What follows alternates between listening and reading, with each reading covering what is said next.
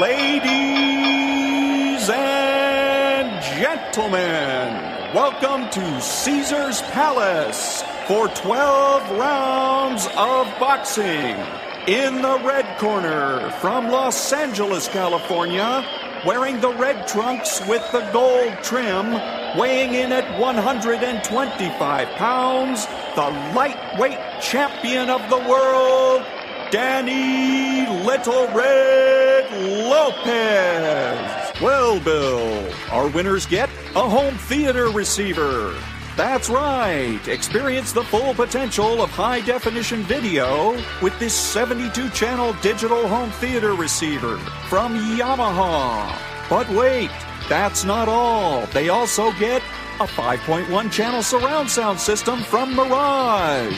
With 5 palm-sized speakers and a compact subwoofer cube, the MX 5.1 brings you huge immersive sound with Mirage's omnipolar technology. All from the Spiegel catalog, Chicago, Illinois, 60609. And they're taking closer order as down the stretch they come. Mr. Hot Stuff has 3 lengths to make up with chocolate candy last. On the rail, take the points behind that gallant son with chocolate candy gaining on the outside. In the lead is Pioneer of the Nile being tackled by chocolate candy. They're neck and neck as they come to the wire. And Pioneer of the Nile holds off chocolate candy and wins the Santa Anita Derby. And now, on your feet, time to greet holder of 14 NBA titles, your home team, your Los Angeles Lakers. Number 3 at 6'8", 5th year out of UCLA, playing forward, Trevor Ariza. Starting at center, number 17 at 7 feet, 4th year out of St. Andrews High School, Andrew Bynum. And at guard, number 24, 6'6", 13th season out of Loyal Marion High School, Kobe Bryant.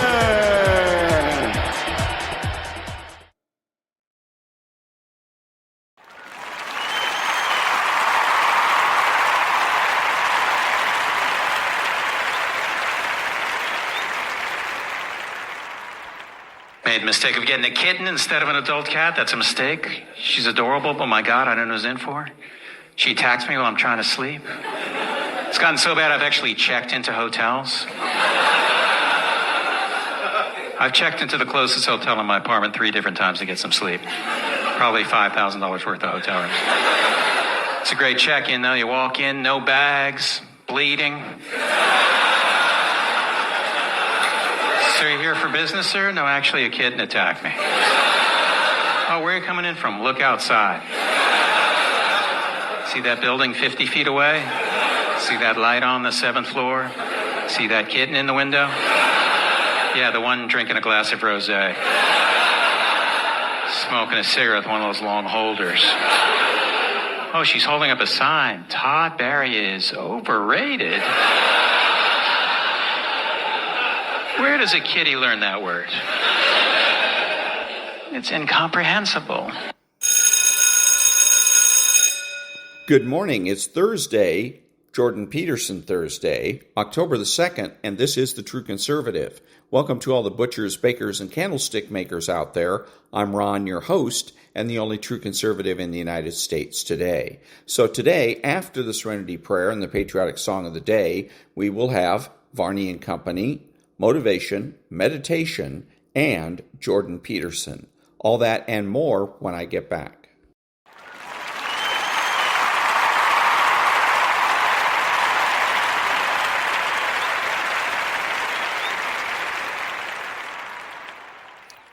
God, grant me the serenity to accept the things I should not change, the courage to change the things I should, and the wisdom to know the difference.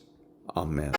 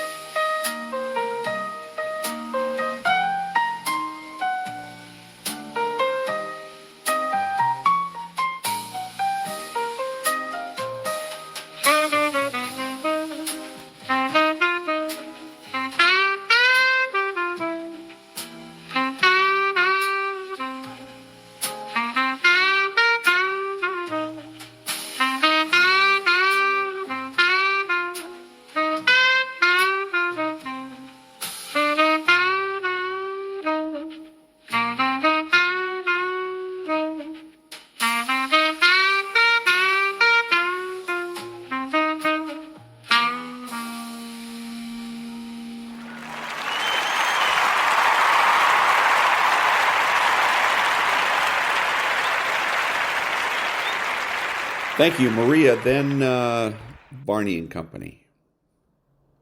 What a great day to be an AI company after OpenAI's valuation in the private market went from, I think it was $300 billion at the beginning of the year. Now it's $500 billion. So you look at NVIDIA, AMD, Broadcom, all the big AI players out there are up pretty big in the pre-market.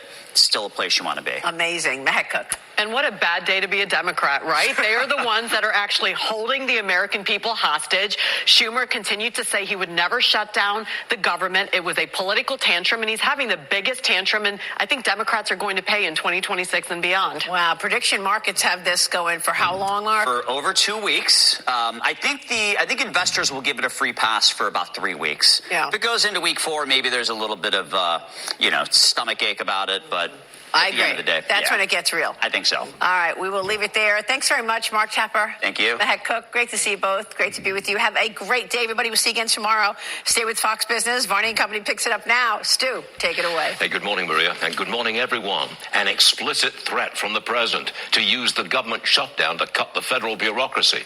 This morning he posted this: Republicans must use this opportunity of Democrat forced closure to clear out dead wood, waste, and fraud. Billions of dollars can be saved. End quote. Among Democrats, cracks are beginning to appear. 3 senators who caucus with the Democrats have already voted to keep the government open. 4 more, John Ossoff, Gary Peters, Jeanne Shaheen, and even Dick Durbin, are reportedly wavering. Chuck Schumer's leadership of Senate Democrats is at stake. All right, to the markets. No sign that investors are worried about the shutdown. The Dow will be down about 30 points this morning, but look at that NASDAQ go. Up 150 points, and that is pre-market. Interest rates edging lower. That helps. The 10-year Treasury, actually they're edging higher now. 4.13, they turned around a bit. The 2-year Treasury, where's that? 3.58. Again, slightly higher. Bitcoin rallying, though. You're at 119.4. That's the price right now. And gold, it's still above 3,900, 39.11 to be precise, up $14 today. Politics, funding for $18 billion worth of New York transit frozen. Is the president deliberately punishing New York? Chuck Schumer and Hakeem Jeffries lead the shutdown effort. Both are New Yorkers, both are Democrats. Also in New York, mayoral candidate Zoran Mandani, he says he would remove the city's police commissioner from having authority over police discipline. Whoa, that authority would be handed to the radical, police-hating city council. On the show today, Fox News Digital has discovered the cue cards, or palm cards as they're called, that President Biden used during meetings. They suggest he didn't know what he was doing. He had to be reminded who people were, even though he'd known them for years, like Hillary Clinton and Senator Schumer. And we have a remarkable example of the threat to free speech in Britain. A young man arrested in his own home in the middle of the night for a single anti-Hamas tweet. There are 30 arrests a day for online posting offences in Britain, 11,000 a year. In Britain, a vicious attack on a synagogue in Manchester. 2 dead, others injured. The suspect drove his car into the crowd, got out and started stabbing people. This happened on Yom Kippur, the holiest day on the Jewish calendar. Elon Musk becomes the first person to be worth $500 billion. That is, $500 billion. He reached that mark around 3:30 yesterday afternoon as his Tesla stock rallied sharply. How about that? Thursday, October 2nd, 2025, Varney and Company is about to begin. And that was Maria and Stu Varney. Nonprofit news now. Back in a minute.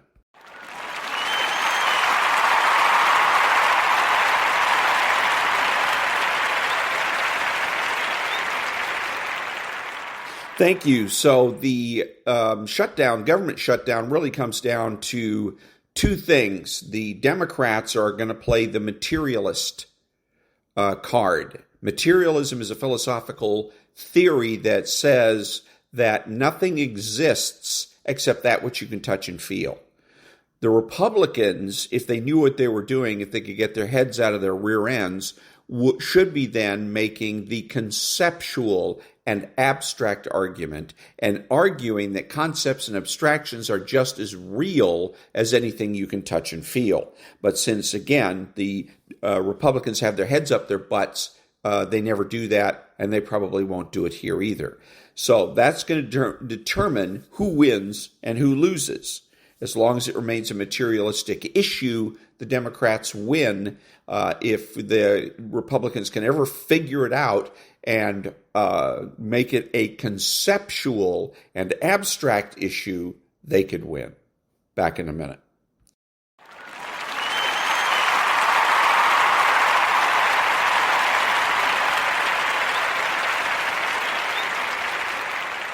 Thank you. Now, Giorgia Meloni.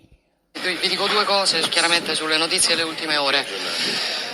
Dunque, le operazioni di abbordaggio, come sapete, sono ancora in corso, noi le stiamo seguendo ovviamente minuto per minuto. La unità di crisi della Farnesina stanotte è stata in contatto anche con gli avvocati di alcuni degli imbarcati e ovviamente faremo tutto quello che possiamo perché queste persone possano tornare in Italia il prima possibile. Dopodiché, al netto di questo, continuo a ritenere che tutto questo non porti alcun beneficio al popolo della Palestina.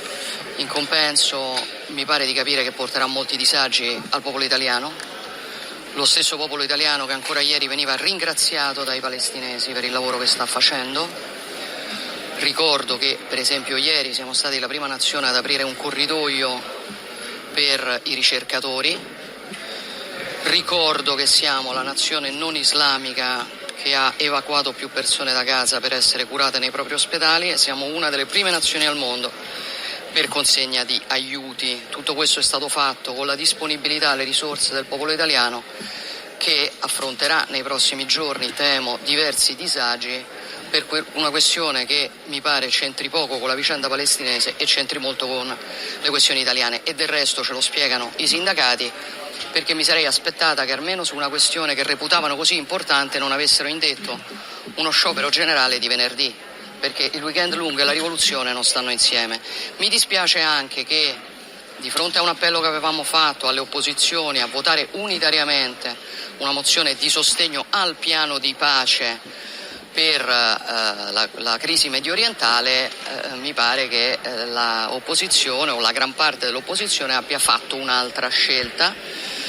Davvero questo non lo comprendo perché ricordo che c'è stato un sostegno di questo piano da parte dei paesi europei, dei paesi arabi, dell'autorità nazionale palestinese e quindi rimane solo la sinistra italiana che evidentemente ha delle posizioni più radicali.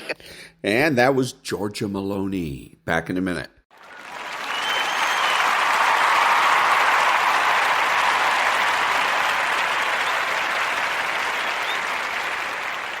Thank you. And now, a little motivation. What do you do when your battle chooses you? Life is not always easy. In fact, some of you today, you're here and you're going through the toughest season of your life. There will be seasons where we will suffer. There will be seasons of real pain. And the question is, how will you respond in those moments? What's your why? You need a why. Why do you need a why? Because some days you're going to say, I don't want to get up. But that why is going to say, push yourself. Get up. Your mama needs you. Your daddy needs you. Your children need you. Get up. Your why is going to push you when you can't push yourself. When you want to quit and give up, your why is going to give you that edge you need, that advantage you need, that lift that you need to get to the next level. Your why. You better go inside. You still looking outside for the stuff that's already inside. You still looking for someone to save you when you already your superhero. You looking for some information from somebody when you already got what you need in your head. It's just time for you to get up and be the best version of you.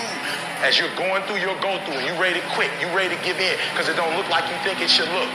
You've been doing it for 5 years and it don't look like you think. You put all your money in it. You put all your time in it. People are looking at you crazy. 5 years you've invested. Oh, you have absolutely nothing to do with what happened to you. It's not your fault.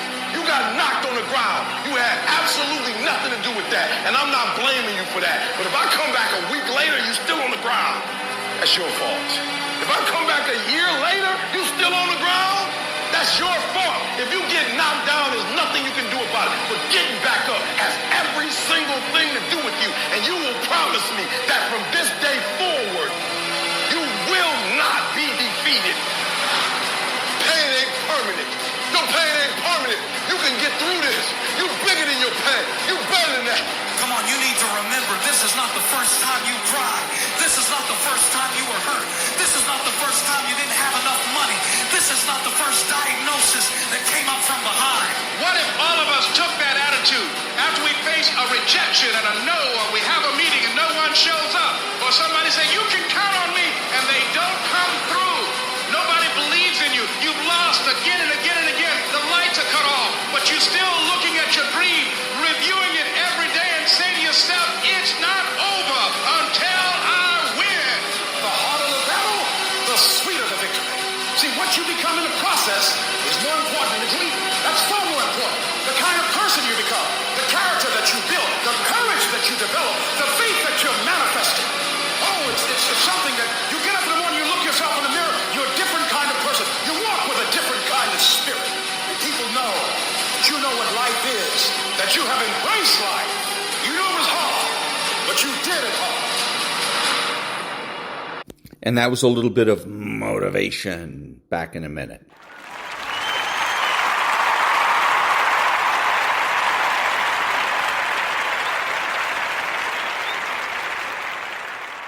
Thank you. Now a little meditation.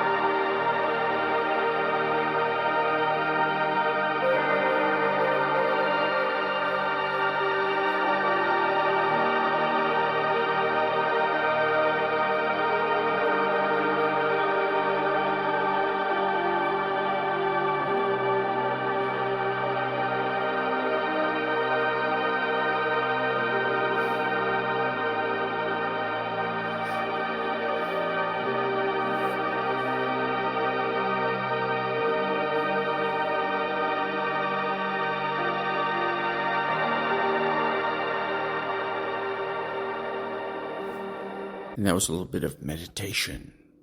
Back in a minute.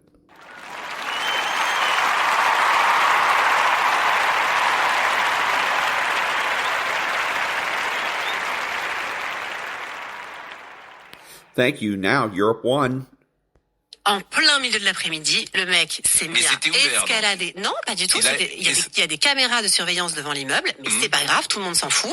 Il escalade, il fait sa petite affaire, etc. À un moment donné, mon mari le voit, donc il lui court après dans ce qui reste d'espace de ce petit jardinet. Il l'attrape par la capuche. Mais faut déjà l'attraper. Il était solide, le cambrioleur. Il était solide. C'était une personne d'origine africaine qui parlait très mal le français, qui a commencé à l'insulter. Sur son passage, il s'est débattu comme il pouvait. Il est repassé par là où il était rentré. Mais moi, je me suis tout de suite dit, ça va qu'il est tombé sur mon mari. Mais aujourd'hui, je veux dire, j'ai des enfants qui ont 14 ans, 15 ans. Si vous étiez seul. Et si j'étais seule, pareil. Et donc voilà. Et moi, ce qui m'a vraiment perturbée, c'est que la police elle-même vient vous voir très gentiment et vous dit, on constate des foyers extrêmement dangereux depuis plusieurs mois dans Paris, mais on n'a pas les moyens ni de patrouiller plus, et ce petit jeune homme repart sans aucune sanction dans les jours qui vont venir. Et à côté de Rambin, toutes les nuits, moi qui arrive à 2h du matin, comme la nuit dernière, il y a du trafic de drogue, parce que c'est une réalité. En plein milieu de l'après-midi, le mec s'est mis à escalader. Non, pas du tout. Il y a des caméras de surveillance devant l'immeuble, mais c'est pas grave, tout le monde s'en fout. Il escalade, il fait sa petite affaire, etc. À un moment donné, mon mari le voit, donc il lui court après dans ce qui reste d'espace de ce petit jardinet. Il l'attrape par la capuche. Mais faut déjà l'attraper. Il était solide, le cambrioleur. Il était solide. C'était une personne d'origine africaine qui parlait très mal le français, qui a commencé à l'insulter. Sur son passage, il s'est débattu comme il pouvait. Il est repassé par là où il était rentré. Mais moi, je me suis tout de suite dit, ça va qu'il est tombé sur mon mari. Mais aujourd'hui, je veux dire, j'ai des enfants qui ont 14 ans, 15 ans. Si vous étiez seul. Et si j'étais seule, pareil. Et donc voilà. Et moi, ce qui m'a vraiment perturbée, c'est que la police elle-même vient vous voir très gentiment et vous dit, on constate des foyers extrêmement dangereux depuis plusieurs mois dans Paris, mais on n'a pas les moyens ni de patrouiller plus, et ce petit jeune homme repart sans aucune sanction dans les jours qui vont venir. Et à côté de Rambin, toutes les nuits, moi qui arrive à 2h du matin, comme la nuit dernière, il y a du trafic de drogue, parce que c'est une réalité. And that was Europe 1. Back in a minute.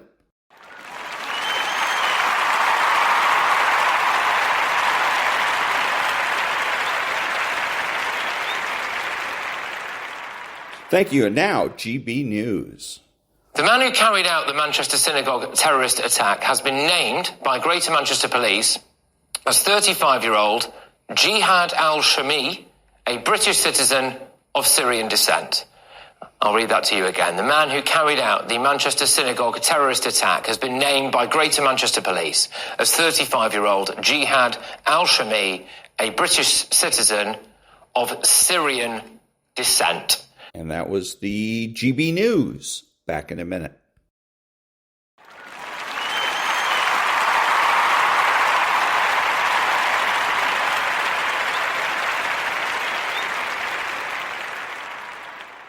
Thank you. And now, Jordan Peterson. Let's begin with something fundamental. If we're going to understand the unique power of what's often called a super empath, we first have to understand the psychological architecture of the relationship they most often find themselves entangled in, namely the dynamic between the narcissist and the empath. Now, this isn't just a pop psychology pairing that makes for catchy social media content. It's a deeply rooted psychological interaction with ancient archetypal implications. Think of it as the shadow meeting the light, only this isn't metaphor. It's pattern recognition at the level of human nature. A narcissist, clinically speaking, operates from a place of profound insecurity wrapped in a facade of inflated self-importance. Their identity is fragile. It's not an integrated self, but a constructed mask, a persona built to manipulate the environment in order to secure admiration, control, and emotional fuel. We call this fuel narcissistic supply. It comes in the form of attention, validation, even fear, whatever keeps the narcissist's ego afloat. And here's the crucial part. They seek relationships not for connection, but for utility. People aren't people in the eyes of a narcissist. They're instruments. Empaths, on the other hand, are wired almost antithetically. They feel deeply not just their own emotions, but the emotions of others. They have a kind of emotional permeability, an openness to the world that allows them to intuit pain, joy, deception, truth. And while that's often celebrated as a gift, and in many ways it also places them at a distinct disadvantage when interacting with manipulative personalities. Their instinct is to heal, to understand, to help. They see the brokenness in others and instinctively reach out, often at their own expense. Now, what happens when these two forces meet? It's predictable in a tragic sense. The narcissist, hungry for attention and control, sees the empath as an ideal source of supply. Someone who gives, often without asking for anything in return. Someone who's willing to rationalize abuse as woundedness. Someone who will absorb the projection, the gaslighting, the cycles of idealization and devaluation. And the empath, believing love can heal all wounds, buys into the illusion, believes they've found someone they can help, someone who needs them. But this dynamic isn't love. It's a psychological dance of codependency and exploitation. The narcissist uses the empath as a mirror to maintain their false self-image. And the empath, if unaware, becomes complicit in their own emotional erosion, mistaking trauma for purpose, intensity for intimacy. The cost, selfhood. But here's where things get interesting. Not all empaths stay blind. Not all remain passive. There is a rare type, the one we're focusing on today, the super empath, who begins to see the pattern. This type of empath is still deeply feeling, still highly intuitive, but they've developed an additional trait, awareness, psychological insight, and crucially boundaries. They start to see through the mask. They begin to question the narrative. And when that happens, everything shifts. You see, once an empath becomes conscious of the narcissist's tactics, once they step outside the illusion and begin to analyze the dynamic rather than simply react to it, they fundamentally alter the power structure of the relationship. They move from being a source of supply to being a threat to the narcissist's control. And it's in that moment that the entire game begins to fall apart. The empath wakes up and the narcissist loses grip. That awakening doesn't just liberate the empath, it exposes the narcissist. And this is why the super empath is the one person a narcissist cannot truly control, because control depends on illusion, and the super empath is the one who sees. So if you're someone who feels deeply, who's been told you're too sensitive, or who's spent years trying to save someone who never asked to be saved, pause and ask yourself, what if the thing you thought was your weakness has always been your greatest strength? The moment you stop absorbing the lie and start confronting the truth, you don't just escape manipulation, you shatter the system that made it possible. Now that we've established the nature of the empath-narcissist dynamic, we can begin to isolate what distinguishes the super empath from the more general category of empath. This is not a trivial distinction. It's the difference between someone who gets caught in the same destructive pattern repeatedly and someone who breaks the pattern entirely. And in doing so, becomes the narcissist's greatest existential threat. The term super empath isn't clinical, it's descriptive, but what it describes is very real, a personality structure that not only feels deeply, but also sees clearly. A super empath does not simply react to the emotions of others. They understand them, they observe, they analyze, they connect the dots between behavior, intention, and pattern. And that cognitive edge, when combined with high emotional attunement, that creates a person who is not just compassionate, but psychologically formidable. Let's break this down. Ordinary empathy, if you can call it that, is about resonance. It's about being moved by the emotional states of others. But that alone can be dangerous. Resonance without discernment can lead to emotional enmeshment, where the empath internalizes pain that was never theirs to carry. That kind of unfiltered compassion can turn a well-intentioned person into an emotional sponge for toxic people. We've all seen this. Perhaps we've lived it. But the super empath has done something different. They've integrated their emotional sensitivity with intellectual structure. They've learned, often through suffering, that feeling without boundaries is self-destructive. So they adapt. They become disciplined in how they give, when they give, and to whom. Disciplined in how they give, when they give, and to whom.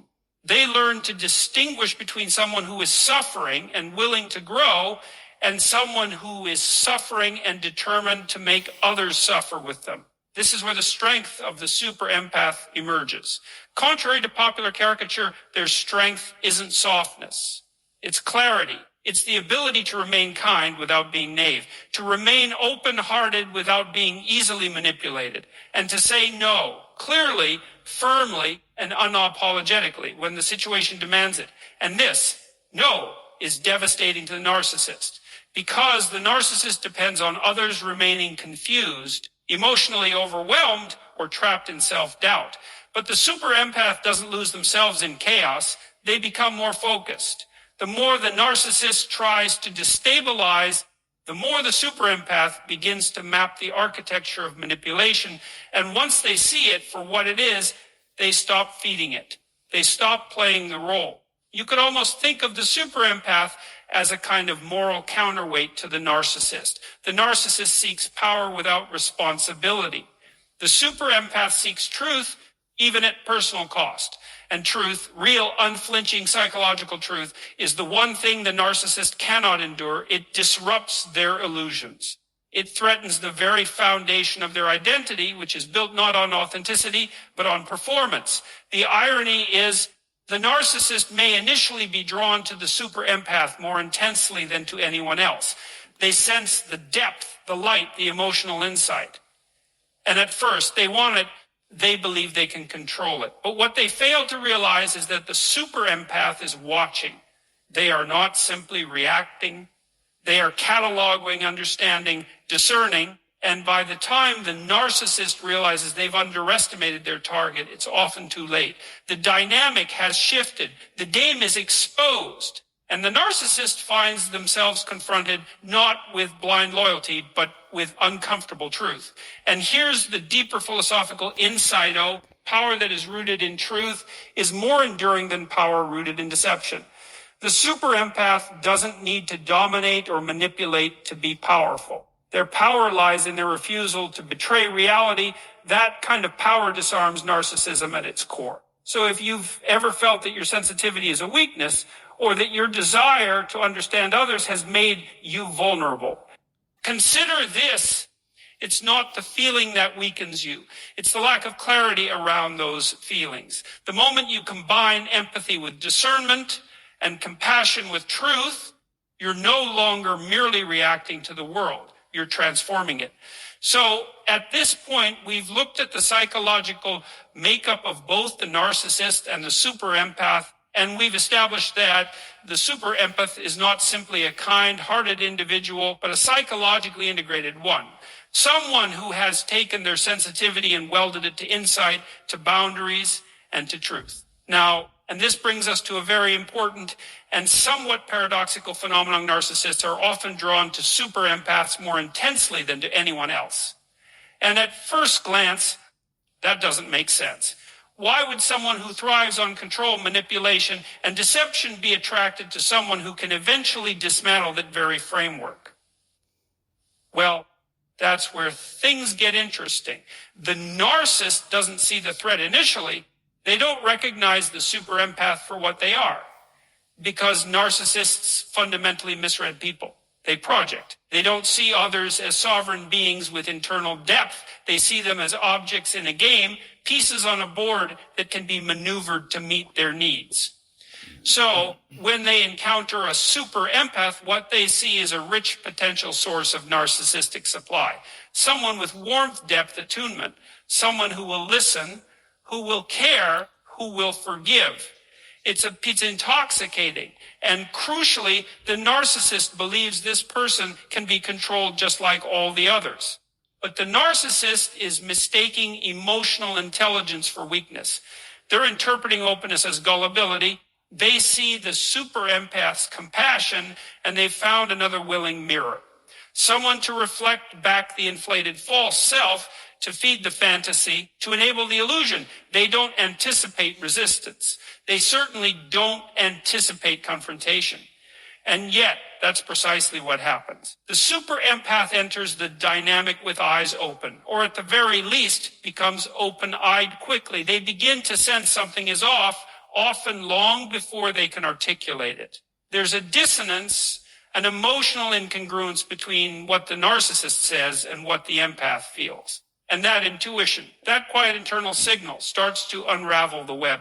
Now, this is the critical juncture. The narcissist escalates the tactics. More charm, more intensity, more manipulation, but the super empath doesn't fold. Instead, they observe. They don't react blindly. They begin to study the pattern, the cycle. They start to track the emotional manipulations, the contradictions, the gaslighting. And slowly, the image of the narcissist begins to break down. The mask slips. This shift is deeply destabilizing for the narcissist.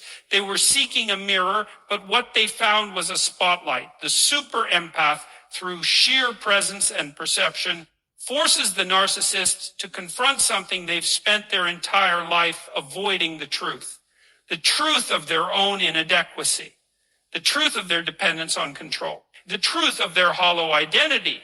And this is where admiration turns to fear, because the narcissist begins to their dealing with someone who can't be fully manipulated, someone who doesn't lose themselves in the fog. The super emp doesn't just feel deeply, they see deeply. And that vision, that clarity is terrifying to someone who survives by illusion. The very qualities that drew the narcissist and now become the very things they recoil from. The emotional depth that once attracted them now threatens to expose them. The compassion they once exploited now confronts them with their own moral failure. The compassion they once exploited now confronts them with their own moral failure. It's a reversal of gravity in the relationship. The narcissist is no longer the one pulling the strings. The super empath, without aggression or hostility, simply stops participating in the script. And that refusal to play the role, that is what collapses the narcissist's control. So here's the deeper lesson sometimes, the very things people try to exploit in you. Your kindness, your insight, your emotional depth are the same things that ultimately protect you. They only become dangerous when you lack awareness. But once you learn to see clearly, once you recognize the game and step outside it, you don't just stop being a victim, you become a mirror they can't bear to face. And that, in the end, is what makes the super empath untouchable. Not because they fight harder, but because they no longer feed the illusion. Now, let's move deeper into the core of what truly sets the super empath apart, not just in temperament, but in response. The narcissist, as we've discussed, relies on emotional entanglement and confusion. They survive, psychologically speaking, by constructing an environment where others doubt themselves. They don't need to be right. They just need you to question whether you are wrong. That is the seat of control. That's the lever they pull to maintain dominance in the relational structure. It's not about argument. It's about destabilization. But here's the defining line the super empath sees through it. Not immediately, rarely at the beginning, but when they do, it becomes irreversible. And that perception, that clarity is not passive. It is the foundation of resistance. The super empath is immune not because they lack emotion, but because they've cultivated discernment. This is a psychological upgrade. It means they're no longer swayed by the narcissist's tactics, gaslighting, projection, triangulation, or love bombing, because they've seen the pattern. And once you see the pattern, you can't unsee it. This is what makes control ineffective. The illusion has collapsed and the mechanism is exposed. And we need to be clearing the narcissist's entire strategy hinges on remaining unseen for what they are. Their power resides in the mask, in the performance of virtue, of charm, of victimhood, of authority. But the super empath doesn't fall for the performance. They watch it, they study it, they learn from it, and eventually they speak to it.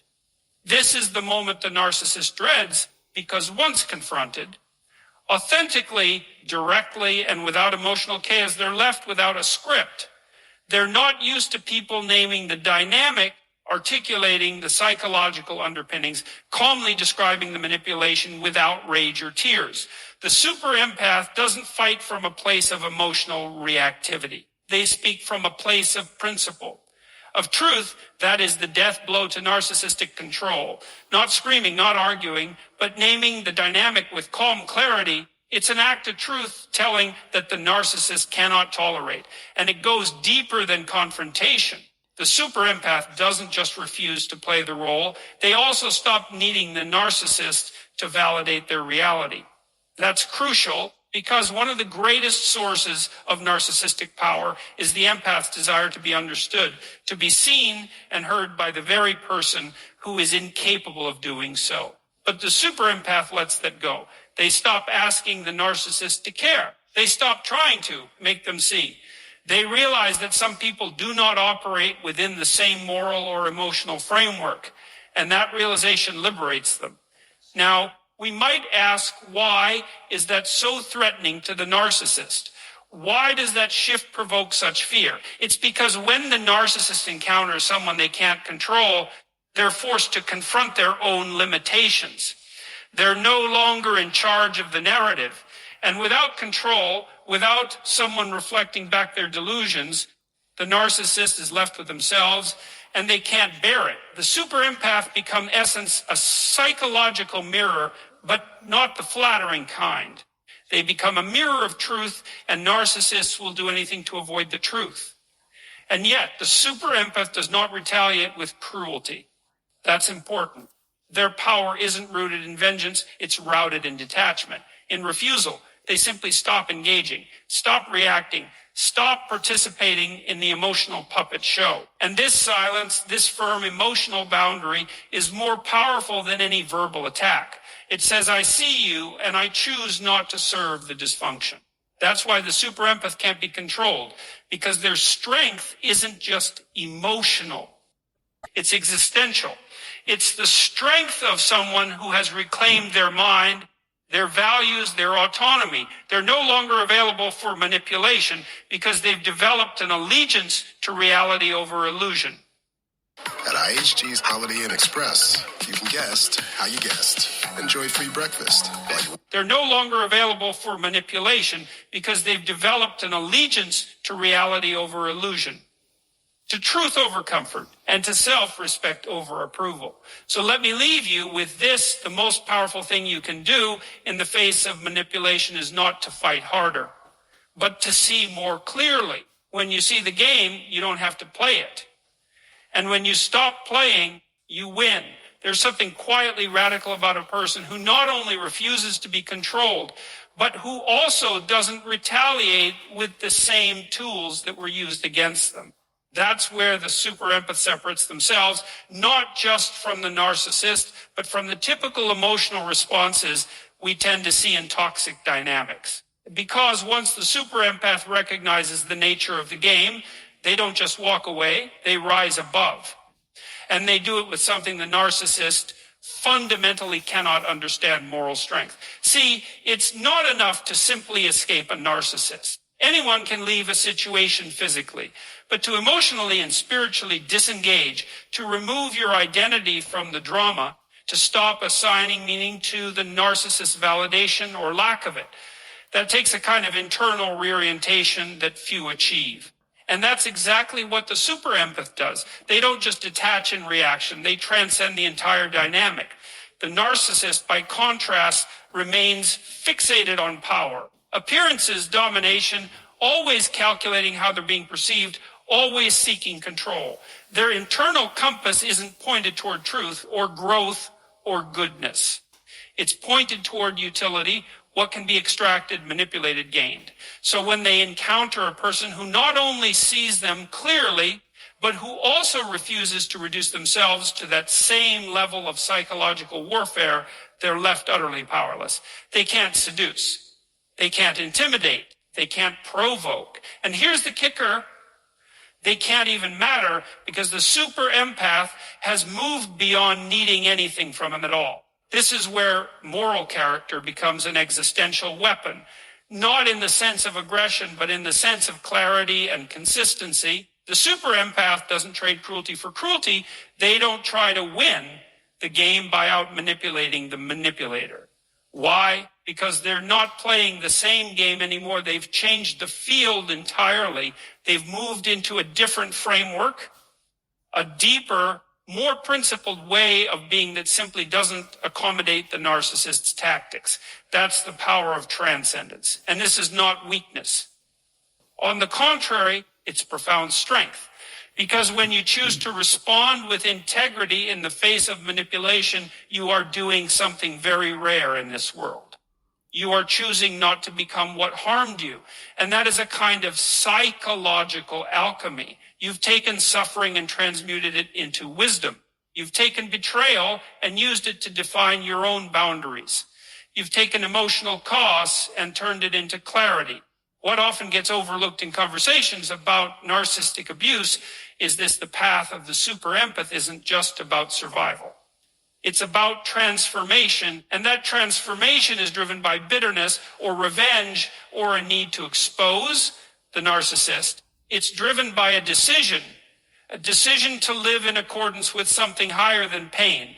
That higher standard may be truth or virtue or responsibility, but whatever it is, it becomes the compass that guides the super empath out of the fog. And when the narcissist sees that, they recognize, often too late, that they've lost something they can never replicate. Because while they can attract attention, they can't command respect. While they can demand compliance, they can't inspire trust. And while they can create fear, they cannot evoke reverence. But the super empath, by maintaining their integrity, evoke something far more lasting than control. They embody dignity. That's why narcissists fear the super empath, not just because they can't control them, but because they can't corrupt them. They can't bend them into becoming a version of themselves. And that unyielding resistance to moral compromise, that calm, principled refusal, is the ultimate defeat.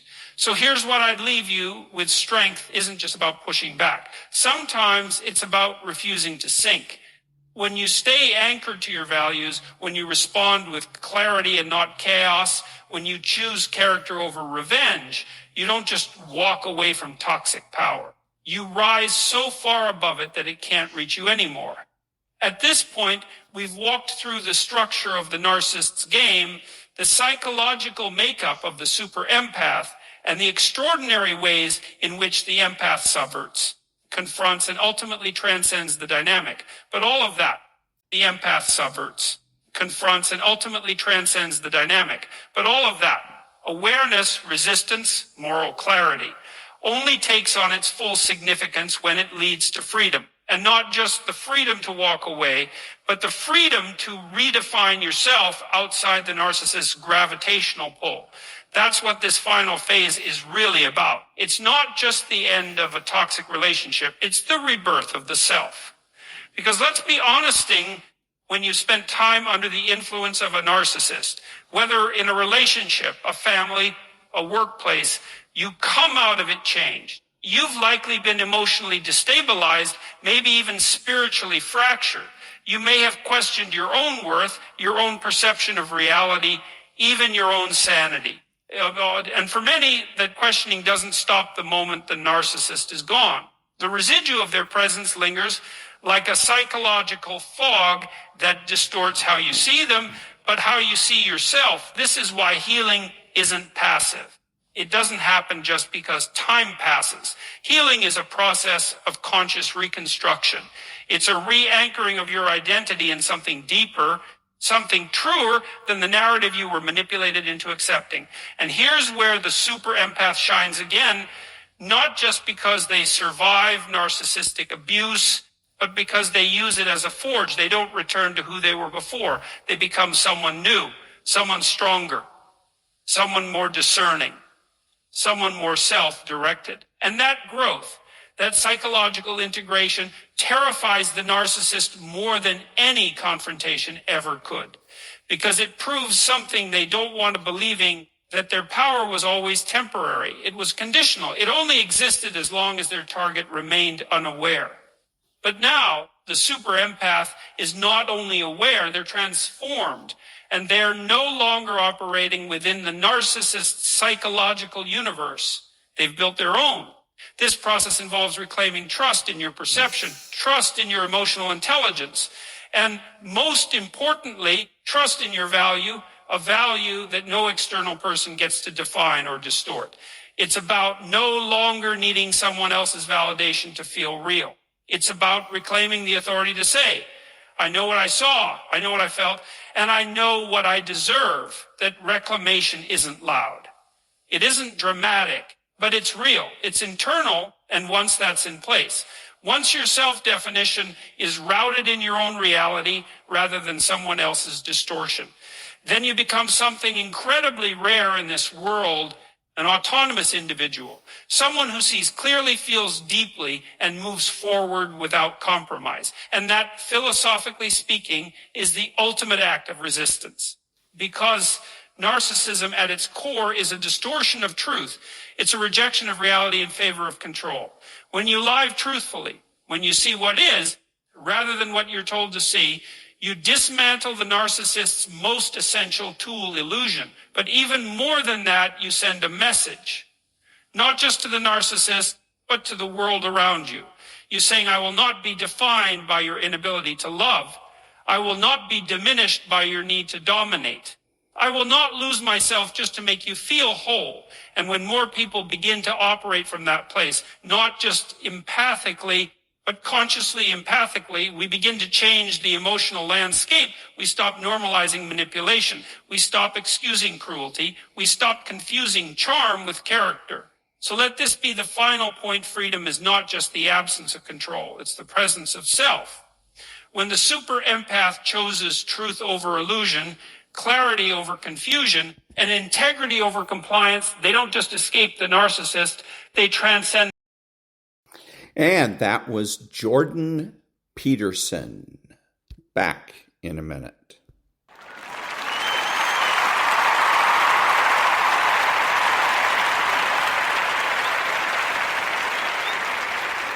Thank you. This is Ron, your host, the only true conservative in the United States today, bidding adios to all the butchers, bakers, and candlestick makers out there, and reminding you that socialism is antisocial.